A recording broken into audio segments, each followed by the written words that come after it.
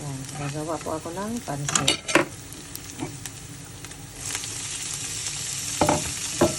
So, mayroon po kami tira sa andok kahapon na manok. Yan, hinahalo ko dito sa aming pansit.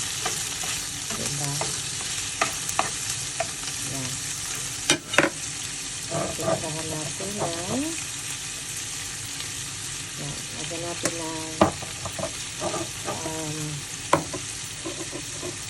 garlic na powder. Wala kaming garlic na na crispy. So, dito po sa outing kasi maraming nakakalimutan na dadalhin. So, kung anong mayroon, ayan lang pong ilagay natin. Wala pong iba. Ito yung gulay. Ito yung gulay. Ano ko na po ito. Magasa na.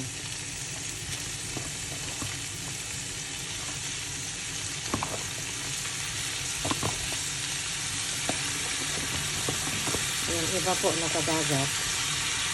Mayroon po na doon sa dagat. So maganda po ang ngayon. Panahon. Mainit. So yan.